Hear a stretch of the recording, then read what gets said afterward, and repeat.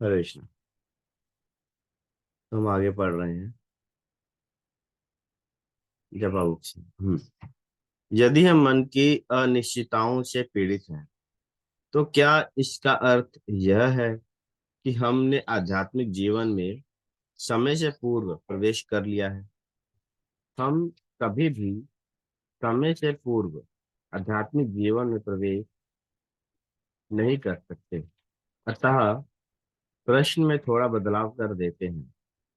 हमें ज्ञान हो गया है कि हमें कृष्ण भावनामृत साधना विधि का पालन करना चाहिए। हमें यह भी ज्ञात हो गया है कि यही सही मार्ग है।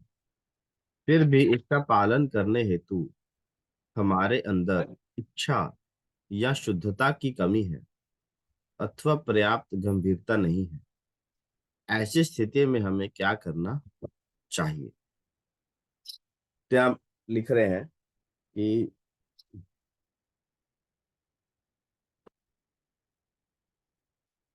कि व्यक्ति यहाँ पर किसी व्यक्ति को बोध तो हो गया है कि ये सब अच्छी बातें हैं, हम सबको भक्ति करनी चाहिए, पर वो इसका पालन नहीं कर, मतलब वो जानता है कि ये सही मार्ग है, हमको भक्ति करनी चाहिए, पर वो पालन नहीं कर पा रहा, उसके लिए मतलब उसके अंदर गंभीरता नहीं है, सीरियसनेस नहीं। तो ऐसा व्यक्ति को क्या करना चाहिए, ऐसा पूछ रहे हैं।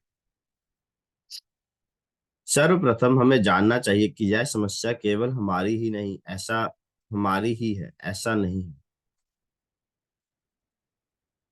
बद्ध जीव का स्वभाव ही ऐसा है कि वह कृष्ण को छोड़कर अन्य विषय वस्तुओं की ओर आकर्षित होता है, और निस्संदेह इस मन को वश में करना कठिन है। तथापि कृष्ण भावनामृत का अर्थ है हमारे गुरुदेव के द्वारा दी गई पद्धति के प्रति आत्मसमर्पण करना। इस प्रकार का आत्मसमर्पण मन को नियंत्रण करने में सहायक होगा और हमें भौतिक पहचान से मुक्त करके शुद्ध करेगा। हमारे लिए जो पथ निर्धारित किया गया है वह अभ्यास के द्वारा एवं हमारी उसमें तल्लीनता के कारण मधुर होता चला जाएगा। हमारा मन हमें जो कुछ भी दे सकता है, निश्चय ही यह पथ उससे कहीं अधिक मधुर होगा। ओके, तो यहाँ बता रहे हैं कि कैसे हमारे हमें गंभीरता आएगी कि हम इस भक्तिमय पथ का पालन करें।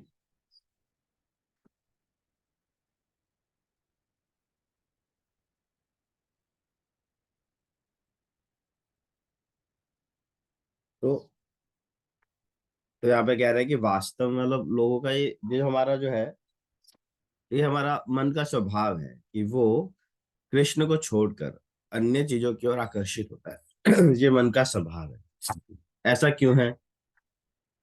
क्योंकि हम जन्म जन्मांतर से इस भौतिक शरीर में कैद हैं। बहुत अनेकों अनेकों करोड़ों सालों से। तो क्या है, मन को भौतिक चीजों का स्वाद, है ना, जो एक रस होता है वो लग गया है। तो मन कृष्ण को छोड़कर भौतिक विषय वस्तुओं की ओर ही अग्रसर हो। इसलिए कभी कभी भक्त कहते हैं, नहीं प्रभु जी, माला करने में मन नहीं लग रहा है, माला करने का मन नहीं कर रहा है ना। जैसे कि होता है क्योंकि हमारा स्वाभाविक स्थिति नहीं है माला करना, जप करना। हमको थोड़ा सा अभी पुश करना पड़ता है अपने आप को कि नहीं, मुझे प्रतिदिन माला करनी है ना। हमने अपने आप को इस नियम में बांधा है। अभी हमारा हमारा क्या केस है, नियम में चल, जैसे छोटा बच्चा होता है उसको स्कूल भेजना पड़ता है, पुश करना पड़ता है, नहीं तुम स्कूल जाओ, तुम स्कूल जाओ। वो रोता है, चिल्लाता है कि मुझे नहीं जाना, नहीं जाना। वो कभी कभी स्कूल से जल्दी भी लौट कर घर वापस आता है, कभी भाग जाता है, कभी हम भेजते तो हैं घर से, वो तो स्कूल पहुंचता नहीं है। तो शुरुआत में बड़ा एफर्ट होता है कि वो स्कूल जाए, उसका मन नहीं लगता स्कूल में, उसको अच्छा नहीं लगता, घर उसको अच्छे घर में रहना अच्छा लगता है, बट फिर भी पुश कर करके भेजना पड़ता है। है ना। तो शुरुआत में बड़ी जद्दोजहद हो, पर धीरे धीरे उसको समझ में आ जाता है कि अब मुझे स्कूल जाना पड़ेगा, है ना। तो फिर वो खुद से ही सुबह उठ, मतलब एक बार सुबह उठता है, तैयार होता है, जाता है, घर वापस आता है, फिर ट्यूशन भी जाता है, पढ़ने लगता है। फिर वो जो जो पुश होता था, अब वो ड्यूटी में बदल गया, वो उसके रूटीन का पार्ट बन गया। वो समझ गया कि मुझे प्रतिदिन यही करना है। फिर आगे जाके जब वो बड़ा हो जाएगा, 10वीं में आ जाएगा, फिर वहां पर ऐसी स्थिति आती है कि वो अपना मार्ग स्वयं चुनता है कि मुझे डॉक्टर बनना है, मुझे इंजीनियर बनना है, मुझे यूपीएससी करनी है, मुझे बैंक में मैनेजर बनना है। तो मुझे कौन सी फील्ड चुननी है, तो वो स्वयं चुनता है कि मुझे ये फील्ड पसंद है, मैं ये बनना चाहता हूँ। तो चुनता है, उसके लिए जो मेहनत करनी होती है, जो किताबें होती है, खुद से पढ़ता है ना। तो पहले था फोर्स, फिर था ड्यूटी, और अब आ गया सेल्फ।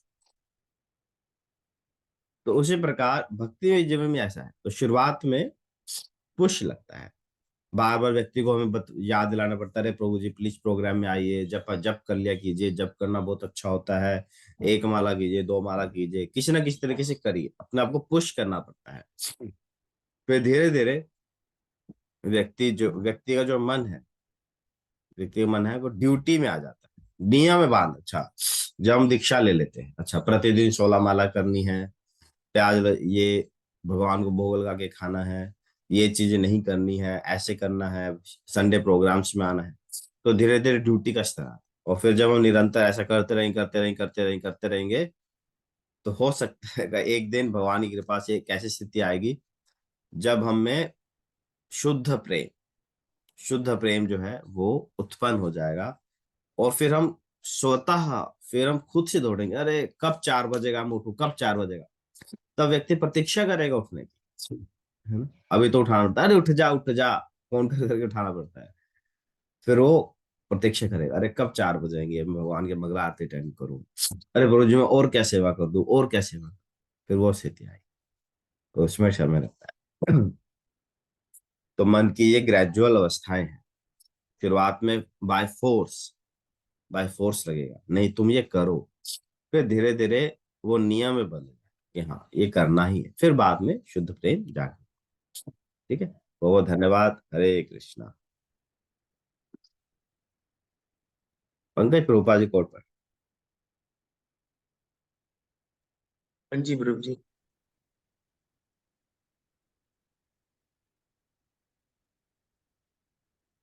22 मार्च। हम लोगों से कृपा अथवा सहायता मांग सकते हैं, किंतु हमें अवश्य समझना चाहिए कि भगवान की अनुमति के बिना कोई हमारी सहायता नहीं कर सकता। मान लीजिए हम किसी धनी व्यक्ति से कुछ योगदान मांगने जाएं, श्री कृष्ण उसके हृदय में हैं, और यदि वे कहें तुम इसे धन दे दो, तो वह दे देगा, क्योंकि अभी वह इतना भाग्यशाली नहीं है। इसलिए श्री कृष्ण ने उसे निर्देश नहीं दिया, तो इसमें दुखी होने की बात नहीं है। यही हमारा सिद्धांत होना चाहिए। मायापुर, 22 मार्च 1976। ओके, बहुत धन्यवाद। हरे कृष्णा।